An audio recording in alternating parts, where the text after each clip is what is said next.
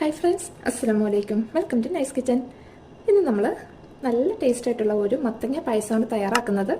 അപ്പോൾ ഈ രീതിയിൽ നിങ്ങൾ മത്തങ്ങ പായസം തയ്യാറാക്കി നോക്കിയിട്ടില്ലെങ്കിൽ തീർച്ചയായിട്ടും ഒന്ന് ട്രൈ ചെയ്ത് നോക്കുക. നോക്കിയിട്ട് നിങ്ങളുടെ ഫീഡ്ബാക്ക് മറക്കാതെ പറയുക. അതുപോലെ തന്നെ ഈ ഒരു റെസിപ്പി നിങ്ങൾക്ക് ഇഷ്ടമാവുകയാണെങ്കിൽ മറക്കാതെ ഒന്ന് ലൈക്ക് ചെയ്യുക, നിങ്ങളുടെ ഫ്രണ്ട്സിനൊക്കെ ഒന്ന് ഷെയർ ചെയ്ത് കൊടുക്കുക. ആദ്യമായിട്ട് നമ്മുടെ ചാനൽ കാണുന്ന കൂട്ടുകാർ ആരെങ്കിലും ഉണ്ടെങ്കിൽ മറക്കാതെ താഴെയുള്ള സബ്സ്ക്രൈബ് ബട്ടൺ ഒന്ന് സബ്സ്ക്രൈബ് ചെയ്ത് സപ്പോർട്ട് ചെയ്യുക. അപ്പോൾ എങ്ങനെയാണ് മത്തങ്ങ പായസം തയ്യാറാക്കിയെടുക്കുന്നതെന്ന് നോക്കാം.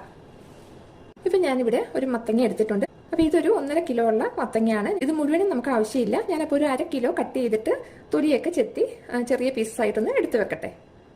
ഇപ്പോൾ ഇവിടെ നമ്മൾ മത്തങ്ങയൊക്കെ തൊലി ചെത്തി ചെറിയ കഷ്ണങ്ങളാക്കി മുറിച്ചെടുത്ത് വെച്ചിട്ടുണ്ട്. അപ്പോൾ ഇത് നമ്മൾ വൃത്തിയാക്കി എടുത്ത അളവെന്ന് പറയുന്നത് 500 ഗ്രാം ആണ്. അപ്പോൾ പായസത്തിനുള്ള മത്തങ്ങ എടുക്കുമ്പോൾ എപ്പോഴും ഇതുപോലെ നന്നായിട്ട് വിളഞ്ഞ മത്തങ്ങ തന്നെ എടുക്കാനായിട്ട് ശ്രദ്ധിക്കണം.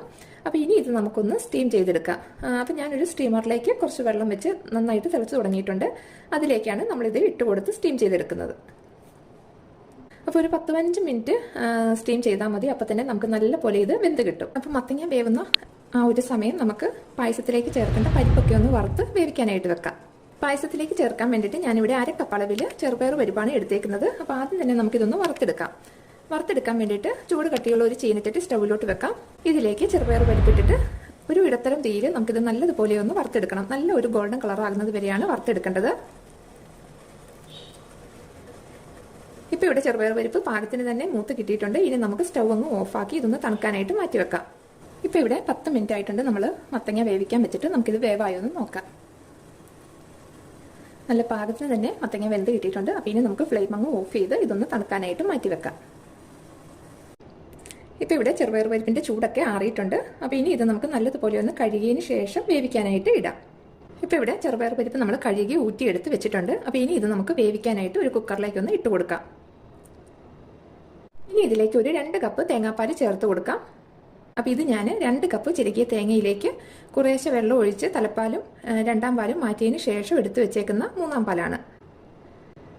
ഇനി ഒരല്പം ഉപ്പിട്ട് കൊടുക്കാം. ഇനി നല്ലതുപോലെ മിക്സാക്കി ഇതൊന്ന് തിളയ്ക്കുന്ന വരെ നമുക്ക് വെയിറ്റ് ചെയ്യാം. ഇപ്പോൾ ഇവിടെ നന്നായിട്ട് തിളച്ച് തുടങ്ങിയിട്ടുണ്ട്.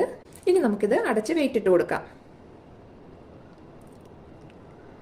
ഇപ്പോൾ ഇവിടെ ഒരു വിസിൽ വന്നിട്ടുണ്ട്. ഇനി നമുക്ക് ഫ്ലെയിം അങ്ങ് ഓഫ് ചെയ്യാം. ഇതിൻ്റെ അകത്ത് പ്രഷർ കംപ്ലീറ്റ് ആയിട്ട് പോകുന്നത് വരെ മാറ്റി വെക്കാം. ഇപ്പോൾ ഇവിടെ മത്തങ്ങ നല്ലതുപോലെ ചൂടാറിയിട്ടുണ്ട്. അപ്പോൾ ഇത് നമുക്ക് ഒരു സ്പൂൺ കൊണ്ട് നല്ലപോലെ ഒന്ന് ഉടച്ചു കൊടുക്കാം.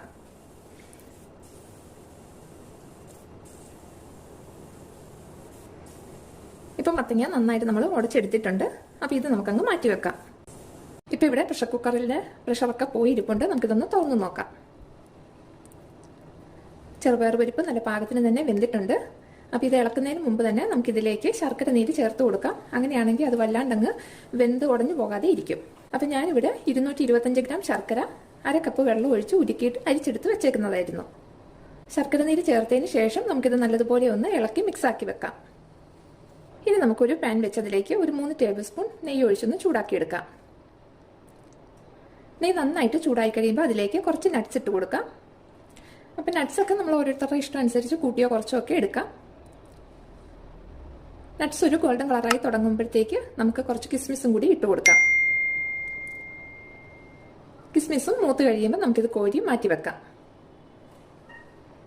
ഇനി ഈ നെയ്യിലേക്ക് നമ്മൾ വേവിച്ചുടച്ച് വെച്ചിരിക്കുന്ന മത്തങ്ങ ഇട്ട് നന്നായിട്ടൊന്ന് വഴറ്റിയെടുക്കാം.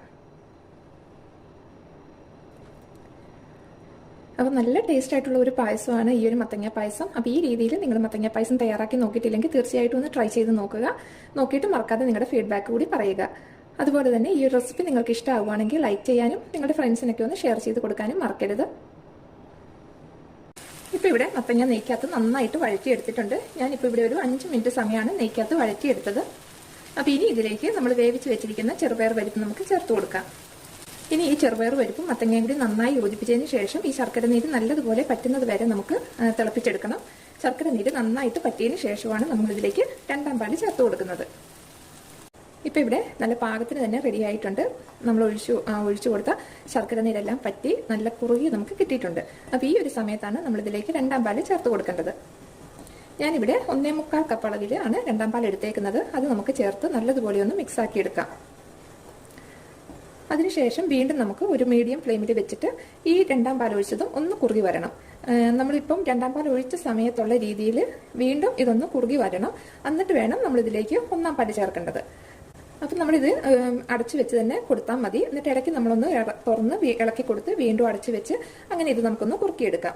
അപ്പോൾ ആ ഒരു സമയം നമുക്കിതിലേക്ക് ചേർക്കേണ്ട ഏലക്കയും ചുക്കും ജീരകവും ഒക്കെ ഒന്ന് പൊടിച്ചെടുത്ത് വെക്കാം. ഞാനിവിടെ ഒരു 6 ഏലക്ക എടുത്തിട്ടുണ്ട്. അത് നമുക്ക് മിക്സിയുടെ ജാറിലേക്ക് ഇട്ട് കൊടുക്കാം. കൂടെ തന്നെ 1 ടീസ്പൂൺ നല്ല ജീരകമാണ്, 1/2 ടീസ്പൂൺ ചുക്കുപൊടിയാണ്, ഒരു 2 ടേബിൾ സ്പൂൺ പഞ്ചസാരയും കൂടി ചേർത്ത് കൊടുക്കാം. ഇനി ഇത് നമുക്ക് നന്നായിട്ടൊന്ന് പൊടിച്ചെടുത്ത് വെക്കാം. ഇത് നമുക്ക് ഈ പാത്രത്തിലേക്ക് ഇട്ട് വെക്കാം.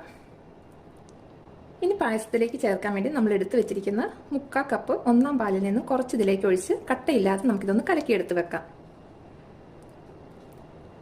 ഇപ്പോൾ കട്ടയൊന്നും ഇല്ലാതെ നന്നായിട്ട് കലക്കിയെടുത്തിട്ടുണ്ട്. ഇനി ബാക്കി പാലും കൂടി ഇതിലേക്ക് ചേർത്ത് നമുക്ക് നന്നായിട്ടൊന്ന് മിക്സ് ആക്കി വെക്കാം. ഇപ്പോൾ ഇവിടെ 2-ാം പാൽ ഒഴിച്ചു കഴിഞ്ഞ് നമ്മുടെ പായസം നല്ല പാകത്തിന് തന്നെ കുറുകി കിട്ടിയിട്ടുണ്ട്. ഈ ഒരു അളവിലായിരിക്കണം നമ്മൾ 1-ാം പാൽ ഒഴിക്കുന്നതിന് മുമ്പ് പായസം ഇരിക്കേണ്ടത്. പിന്നെ പായസം ഇത്രയും കുറുകി ഇരിക്കേണ്ട എന്നുള്ളവർ 2-ാം പാൽ ഒഴിച്ചു കഴിയുമ്പോൾ ഈ ഒരളവിൽ പറ്റിക്കേണ്ട ആവശ്യമില്ല. കുറച്ചും കൂടി നീണ്ടിരിക്കുന്ന ഒരു സ്റ്റേജിൽ തന്നെ 1-ാം പാൽ ഒഴിച്ചു കൊടുക്കാം. ശരിക്കും മത്തങ്ങ പായസം ഒരു പ്രഥമൻ രീതിയിലാണ്, കുറച്ച് കുറുകിയാണ് ഇരിക്കുന്നത്. അതുകൊണ്ടാണ് ഞാൻ ഈ ഒരു അളവിൽ എടുക്കുന്നത്. അപ്പോൾ ഇത്രയും കുറുകിയതല്ല, കുറച്ച് നീണ്ട് രീതിയിൽ കുടിക്കുന്ന ടൈപ്പിലാണ് വേണമെന്നുള്ളവർ 2-ാം പാൽ ഒഴിച്ചു കഴിയുമ്പോൾ ഇത്രയും പറ്റിക്കണ്ട. അതിന് മുന്നേ തന്നെ 1-ാം പാൽ ഒഴിച്ച് ചൂടാക്കി എടുത്താൽ മതി. ഇനി നമുക്ക് ഫ്ലെയിം ഏറ്റവും സിമ്മിലേക്ക് മാറ്റി കൊടുക്കാം. ഇനി നമ്മൾ റെഡിയാക്കി വെച്ചിരിക്കുന്ന 1-ാം പാൽ ഇതിലേക്ക് ഒഴിച്ചു കൊടുക്കാം. അപ്പോൾ 1-ാം പാൽ ഒഴിച്ചു കഴിഞ്ഞാൽ പിന്നെ ഇത് തിളയ്ക്കാനായിട്ട് അനുവദിക്കരുത്. നമ്മൾ നല്ലപോലെ ഇളക്കി നന്നായിട്ട് ഇതൊന്ന് ചൂടാക്കി എടുക്കുക മാത്രമേ ചെയ്യാവുള്ളൂ.